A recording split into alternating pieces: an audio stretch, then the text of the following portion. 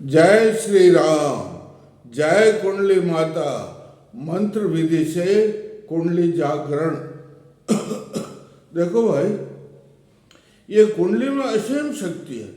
जो ब्रह्मांड में शक्ति वो हमारी कुंडली में शक्ति है, लेकिन इससे जो जाग जाती है तो असीम मतलब देवता बन जाता है साधक, और उसकी सब जगह पूजा होने वह ऋषि मुनि बन जाता है। उसमें प्रज्ञा उत्पन्न हो जाती है। ऋषि मुनियों में जो बुद्धि थी, सत्य बुद्धि, सत्य प्रकाश को बुद्धन हो जाता है, और विश्व का ज्योतिष्मति उनकी तेजस्विता का बुद्धि द्वारा। लेकिन इसको जगाते मंत्र विधि से। किससे? मंत्र की विधि है, उससे ही इसे जगाया जाता है, तो बहुत अच्छा रहता है। मंत्र में क्या करना चाहिए? बिल्कुल सरल विधि है। सबसे पहले हमें इसकी जो है प्रतिमा आती या चित्र आता, वो जो है पूजा की थाली में लगा देना चाहिए, और सिर्फ दीपक लगाना चाहिए। क्या लगाना चाहिए? और घी का दीपक, तेल का दीपक काम नहीं आता, घी का दीपक लगाना चाहिए। और उसके बाद में जो है गुरु का स्मरण करना बहुत। गुरु ब्रह्मा गुरु विष्णु गुरु साक्षात परम ब्रह्मा। अरे गुरु तो साक्षात वही तो जो है कुंडली जागरण की विधि बताता है। उसका ध्यान करने से ही तो कुंडली जागरण प्राप्त होती है। तो गुरु का मंत्र है ओम गुरुवे नमः, ओम गुरुवे नमः, ये मंत्र बोल। और उसके बाद में गणेश जी का, अरे गणेश जी का बहुत जरूरी है, इसलिए गणेश जी का मंत्र बोलना चाहिए। मैं इतनी मेहनत करता हूँ, तो आप मेरे चैनल को सब्सक्राइब करें, लाइक करें, कमेंट करें और शेयर भी करें। तो इसलिए जो है वो हमें क्या करना चाहिए? गणेश जी का पूज। किसका? और मंत्र है त्र्यंबकम, इसका मंत्र है गणेश जी का गंग गणपतये नमः। क्या मंत्र है? गंग गणपतये नमः, गंग गणपतये नमः। सुमुखश्चैव दन्तस्य कपिलो गजकर्णक विघटो विघ्नायको विनायक, ये इसके नाम है। विघ्नेश्वराय वरदाय सुरभ्राय लंबोदराय सकलिताय नागान्नाय सिद्ध सिर्फ विभुषताय गौरीसुताय नमो नमस्ते।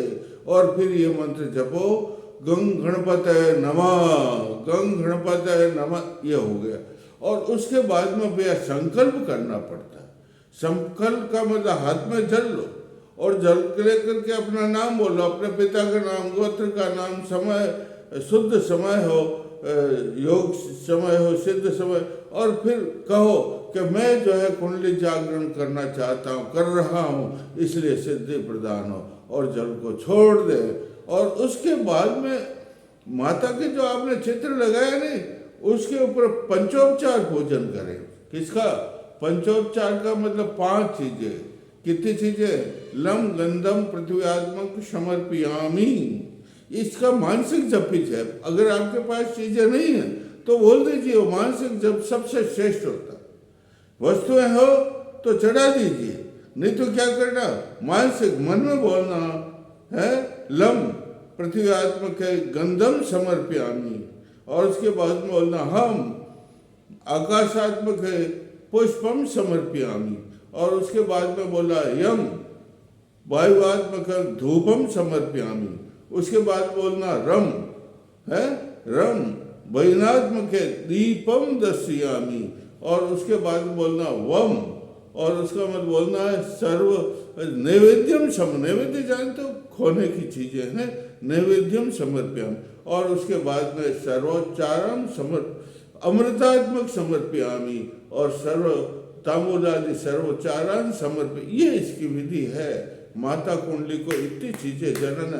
पुष्प की जरूरत नहीं, पुष्प हो तो ठीक, गंध हो तो ठीक, धूप दीपक तो लगा दिया आपने, दीपक तो लगी गए, और नैवेद्य चढ़ा दीजिए, बस ये बहुत जरूरी है भाई। और उसके बाद में कन्यास करना पड़ता है। कन्यास का मतलब ये अंगुली है, ये अंगुलियां इनमें सर्व शक्ति है, इनका न्यास करने से शक्ति उत्पन्न हो जाती है। जैसे ये देखो अच्छी तरह से है अंगुष्ठाभ्याम नमः, ये देखो ये। उसके बाद में वापस तर्जनीभ्याम नमः, और उसके बाद में ये देखो ये मध्यकाभ्याम नमः, ये कनिष्ठिकाभ्याम नमः, ये जो है ये कनिष्ठिकाभ्याम नमः, ये अनामिकाभ्याम, इस तरह से ये करन्यास होता है। उसके बाद में हृदय न्यास किया जाता है। मतलब न्यास का मतलब उनमें शक्ति उत्पन्न हो जाती। हृदयाय नमः, ये अंगुली रखो, ये चार यहाँ रखो, हृदयाय नमः, और उसके बाद में रखो ये शीर्षे स्वाहा, और फिर शिखाए वषट, और फिर कवचाय होम, और अस्त्राय फट। ये हो, ये न्यास करना बहुत जरूरी है। न्यास की विधि है ये, इसके करने से शक्ति उत्पन्न हो जाती है। अब मंत्र बताता हूँ।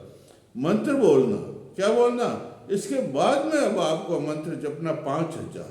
कितने? 5000। अगर आप 10 माला फेर सकते तो ठीक है, नहीं तो आप 1000 माला, 1000 माला नहीं, 1000 जप तो करना ही। ओम भूर्भुवस्सुः तत्सवितुर्वरेण्यं भर्गो देवस्य धीमहि धियो यो न प्रचोदयात्। इससे कुंडली जागृत हो जाती है। और अगर ये नहीं है तो दूसरा बहुत अच्छा इसका ही मंत्र है कुंडली का। क्या है? ओम जगन्मात कुंडलिनी सिद्धिम देहि देहि स्वाहा। क्या बोलना? एम रम राम रीम रोम रम रोम रह जगन्मात कुंडलिनी सिद्धिम देहि देहि स्वाहा। वापस बोलता हूँ, देखो बहुत सरल मंत्र है ये। है नहीं, इसका पूरा ही बारीक बोल देंगे। ओम हम र है, हम नहीं है, के अंदर रह की मात्रा मिलता है। रम राम रीम रोम रोम रम रेम रोम रम रह, ये बोल करके जगत मात कुंडलिनी नाम लेना। जगत मात कुंडलिनी सिद्धिम देहि देहि स्वाहा। इस मंत्र की माला, सफेद माला, स्फटिक की माला लेकर के जपो। आपका आभूषण भी सफेद होना चाहिए, आपका भाव भी शुद्ध निर्मल होना चाहिए। बिल्कुल स्नान कर लो, शुद्ध करो, अंतर्मन को शुद्ध करो। और फिर एक दूसरा और मंत्र बता देता हूँ, बहुत छोटा है। ओम हंस ओम परमपद तर्पयामि ओम फट। क्या? बिल्कुल सरल है। ओम हंस ओम परमपद तर्पयामि ओम फट ओम हंस ओम परमपद तर्पयामि ओम फट। ये मंत्र है, इसका शरीर बिल्कुल हल्का हो जाता और एकदम सिद्धियां। अरे कुंडली जागरण से क्या प्राप्त होती? अरे सिद्धियां 30 प्रकार की शास्त्रों में लिखी। कितने प्रकार की? 30 प्रकार की सिद्धियां है, वो प्राप्त हो जाती है। तो आप सिद्धि प्राप्त करना चाहते हैं, सिद्धि प्राप्त करने के लिए यहाँ तक, कहाँ तक? मूलाधार, स्वादिष्ठान, मणिपुर, अनाहत, विशुद्ध और आज्ञा, इन सब की अलग अलग सिद्धियां, एक सिद्धि नहीं है। जो जो ऊपर चढ़ती है कुंडली, मूलाधार की सिद्धि प्रदान कर देती, स्वादिष्ठान में स्वादिष्ठान की सिद्धि, मणिपुर में मणिपुर की सिद्धि, यहाँ इसकी सिद्धि, और आज्ञा चक्र में आज्ञा चक्र की सिद्धि। इस प्रकार सारी सिद्धियां चेरी बन जाती। किसकी? जो साधक होता है उसकी सारी सिद्धियां उसके सामने नाच ले लेते, उसको सब कुछ मिल जाता, वह देवता बन जाता। क्या बन जाता? वह सिद्ध योगी, जो इसकी साधना करता, मंत्र योगी। कौन से? अरे कई प्रकार के योग, लय योग, बुद्धि योग, हठ योग, अनेक प्रकार के, लेकिन सबसे ज्यादा जो है लोकप्रिय प्रचलित बुद्धि, जिससे हमारी कुंडली शीघ्र ही जागृत हो जाती और किसी प्रकार का कष्ट नहीं होता, किसी प्रकार का नुकसान नहीं होता है। माता प्रसन्न हो जाती है, माता ममतामय है, वो बालक के ऊपर प्रसन्न होकर के कुंडली जागरण से उसे सारी सिद्धियां दे देती है। बोलिए जय श्री राम, जय श्री राम, जय श्री।